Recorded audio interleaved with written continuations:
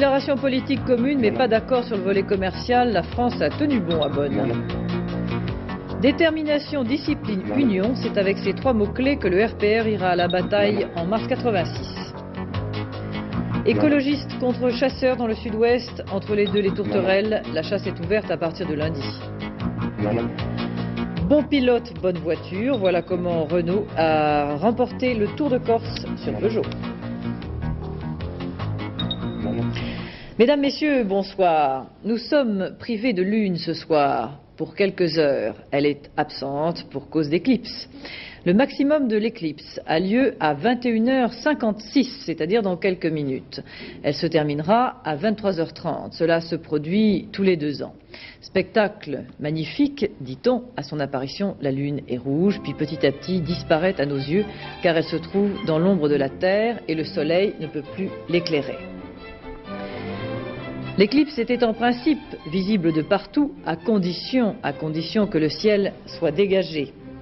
Nous avons eu beau scruter le ciel à Paris, nous n'avons rien vu du tout. Alain Liénard avait installé sa caméra sur le toit de notre immeuble pour vous faire profiter du spectacle si magnifique. Mais hélas, comme disent les aviateurs, le plafond était trop bas.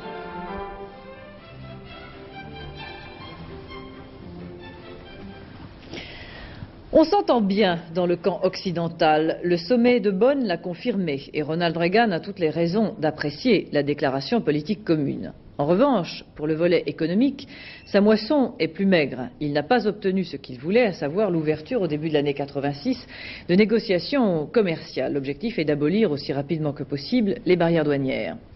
La France n'en veut pas, du moins pas à n'importe quelle condition. Sur ce point, le président Mitterrand est resté ferme sur ses positions. Sur place, Pierre Babet. À 9h ce matin, en se retrouvant à la chancellerie fédérale, les 7 délégations savaient que les Sherpas avaient passé une nuit aussi blanche que vaine. Pas de rapprochement dans la rédaction de la déclaration commune. Situation bloquée donc, François Mitterrand s'opposait à ce que 86 marque dans le communiqué l'ouverture d'une nouvelle négociation au GATT, tout comme il avait indiqué jeudi au président Reagan que la France ne participerait pas à l'initiative de défense stratégique.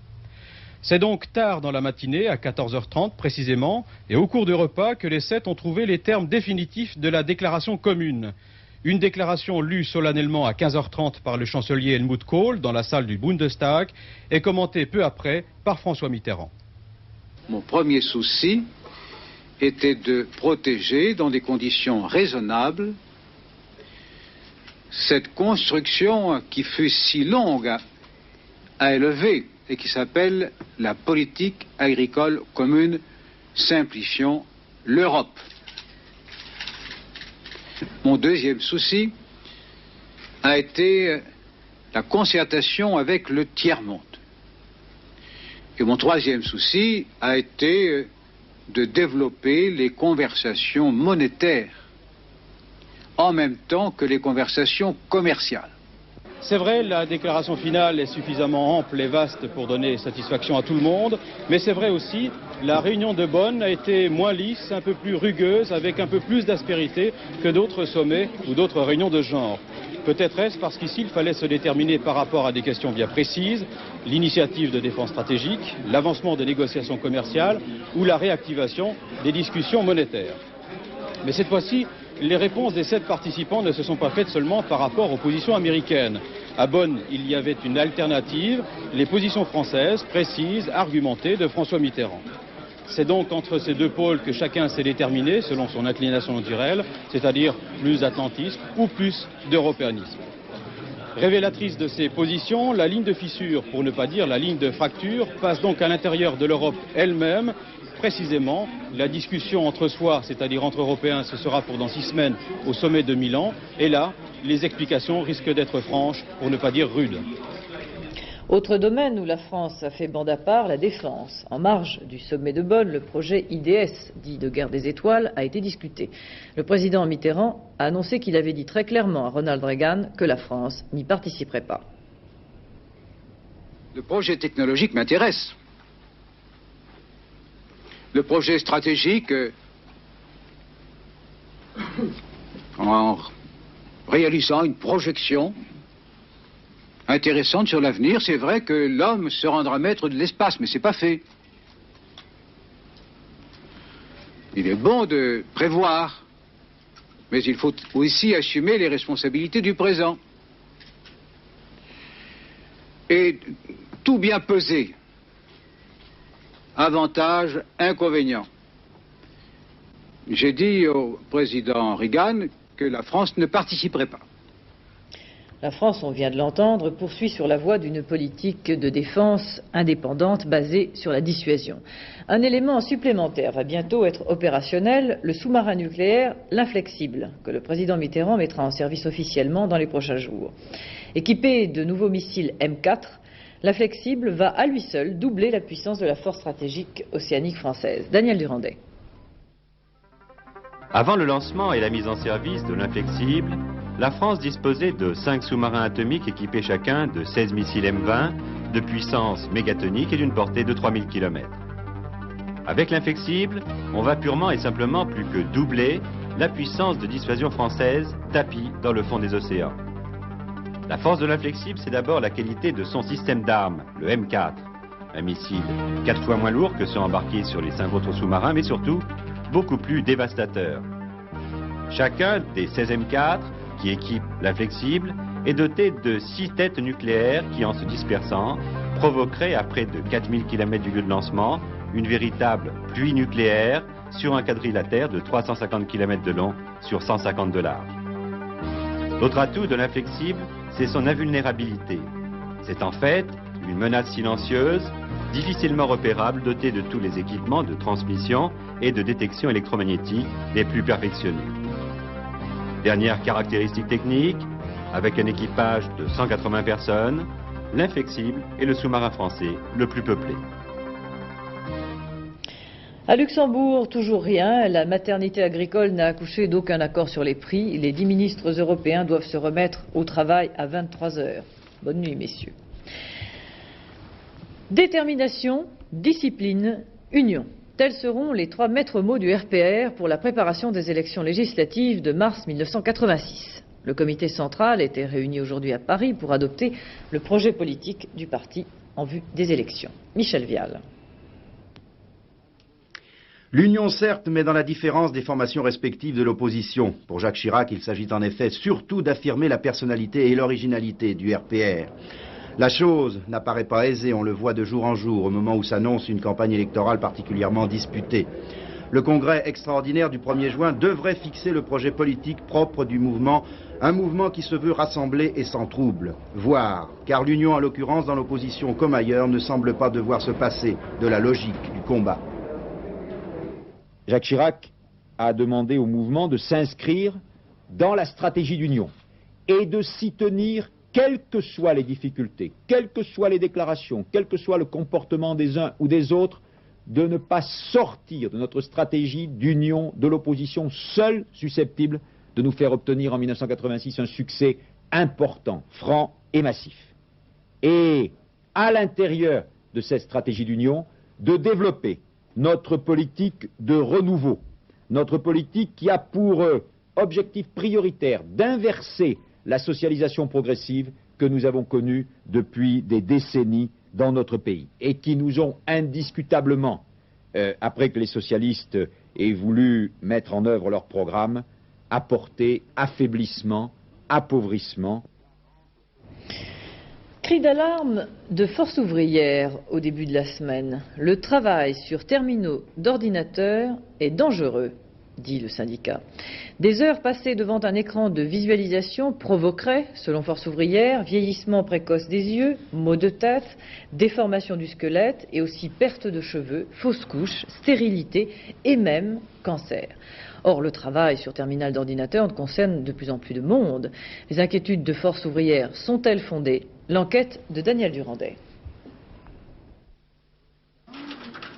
Pour Force ouvrière, les OS du tertiaire, ce sont eux, environ 1 million en France, à travailler en permanence devant ces écrans de visualisation.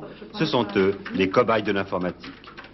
Ces violentes accusations sont en fait fondées sur des enquêtes partielles réalisées dans une dizaine de pays étrangers sans le moindre début d'investigation scientifique dans les milieux professionnels. Nous n'avons pas prouvé scientifiquement que cela venait de l'écran. Ce que nous avons vu, c'est que les gens qui travaillaient sur les écrans avaient des difficultés. Il y avait un taux anormalement élevé de fausses couches, et puis il y avait un taux anormalement élevé de malformations. Alors, ça vient du stress, ça vient de l'écran, on n'en sait pas. Seul élément tangible du dossier, chez cet ophtalmologiste qui travaille dans le quartier des banques, comme chez d'autres qui examinent des patients du tertiaire, un surgé sur 10 ou sur 15 présente des troubles de la vision. Alors, une certaine partie de ces patients se plaignent de troubles visuels, notamment en vision de près. Ils ont du mal à fixer, ils ont un brouillard en vision de près, des larmoiements, éventuellement des maux de tête. Et là, dans ces cas-là, on découvre des petites anomalies qui ne sont pas spécifiques au travail sur écran, mais qu'on retrouve plus fréquemment chez ce type de patients. Le remède prescrit dans ce cas est le port de lunettes et 5 ou 6 séances de gymnastique oculaire, un trouble donc réversible et passager. Autre précaution, l'aménagement raisonnable du temps de travail et des pauses régulières. Il y a des recommandations qui prévoient qu'il y ait des pauses dans les postes de travail sur écran, qu'il y ait un maximum de temps de travail en continu devant un écran, 6 heures devant un écran, ça me paraît beaucoup. Sans arrêt, ça me paraît beaucoup. Mais les fausses couches et la chute des cheveux, vous n'y croyez pas? Non, je ne crois pas, non. Pas du tout. Dans le sud-ouest, les chasseurs de tourterelles ont pris les devants. Avant que les écologistes et les ennemis de cette chasse ne manifestent demain à Bordeaux, ils sont descendus dans la rue aujourd'hui pour défendre leur passe-temps de tradition séculaire. Alors pourquoi ces grandes manœuvres pro et anti-chasse à la tourterelle? Eh bien tout simplement parce que la chasse de printemps commence lundi pour 3 semaines, malgré l'avis défavorable du Conseil d'État, mais ce n'est qu'un avis. Bernard Bonin. Lignes Maginot, tirs de barrage, miradors, pylônes de la mort, les protecteurs de la nature n'ont pas de mots assez durs pour qualifier la chasse à la tourterelle. Passion et tradition pour les chasseurs, massacre et déshonneur pour les écologistes. Entre les deux camps, au cœur du débat, la tourterelle des bois, un migrateur au long cours qui retrouve l'Europe chaque année après un voyage de 5000 km. Lorsqu'elle atteint l'estuaire, la tourterelle a laissé derrière elle son lieu d'hivernage, le Sahel, durement frappé par la sécheresse. La France était le seul pays d'Europe à tolérer la chasse de printemps. Le Conseil d'État a cassé l'arrêté d'ouverture encore en vigueur l'an dernier. Pour les écologistes, c'est une décision justifiée. La Ligue de protection des oiseaux est contre les chasses de printemps parce que c'est vraiment l'époque où les oiseaux se reproduisent, les couples sont déjà formés lorsqu'on tire les tourterelles, et chasser les oiseaux à cette époque-ci, c'est vraiment tuer la poule aux œufs d'or. Entre chasseurs de printemps et anti-chasseurs, c'est la guerre des statistiques, et selon l'Office national de la chasse, le tableau réalisé au mois de mai est de l'ordre de 35 000 tourterelles, soit 6% du prélèvement annuel. Pour les chasseurs, l'espèce n'est donc pas menacée de disparaître, pas plus que les 3500 pylônes du Médoc qui seront en service dès lundi prochain, malgré la loi. Nous chasserons du 6 au 29, quoi qu'il arrive. De quelle heure à quelle heure? De 7h à 13h, parce que là, la période a été décalée à cause de plusieurs manifestations anti-chasse. Maintenant, nous sommes dos au mur, nous ne pouvons pas reculer.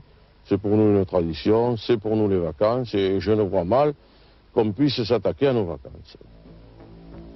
Au nom de la tradition et de l'art de vivre dans le Médoc, à partir de lundi, de 7h à 13h, le tir à la tourterelle reprendra, comme tous les ans. Le Conseil d'État n'y changera rien, l'Europe de la chasse n'existe pas, l'oiseau de Vénus devra se méfier du Médoc et de l'Île-Dieu. Victoire de 2 violettes au Tour de Corse, celle de Renault qui avec sa R5 Turbo a damé le pion à la 205 Turbo 16 de Peugeot, et puis celle du pilote Jean Ragnotti dont on parle peu mais il est l'un des meilleurs pilotes français. C'est la 2e fois qu'il remporte le difficile Tour de Corse. Michel Drey. On l'a surnommé le petit Napoléon des rallyes. Jean Ragnotti, 40 ans, multiplie les succès depuis ses débuts de pilote en 1967. Au volant de sa R5 Maxi Turbo et associé à Pierre Timonier, Jeannot Ragnotti a épaté tous les Corses. Il va vite. Son puissant bolide 350 chevaux dépasse régulièrement les 200 km/h. Et je suis sûr qu'avec son talent, Ragnotti a eu le temps d'admirer le paysage. Deuxième, Bruno Sabi sur la Peugeot 205 Turbo 16. Il termine à plus de 12 minutes de Ragnotti, mais chez Peugeot, on est satisfait. Cette 2e place permet de marquer de précieux points au classement du championnat du monde des constructeurs. Le Brésilien Ayrton Senna étonne à chaque Grand Prix. Après sa victoire à Estoril il y a 15 jours, Senna confirme, réalisant le meilleur temps des essais du Grand Prix de Saint-Marin. Plus de 207 km de moyenne horaire sur ce très rapide circuit d'Imola. Demain, il faudra boucler 60 fois 5 km. Et Ayrton Senna, qui partira en pole position, pourra surveiller ses adversaires dans son rétroviseur. Notamment Keke Rosberg et sa Williams Honda. La malchance ne peut poursuivre indéfiniment le Finlandais. Mais l'homme à battre, le voici, Michele Alboreto sur sa Ferrari numéro 27, 4e temps des essais.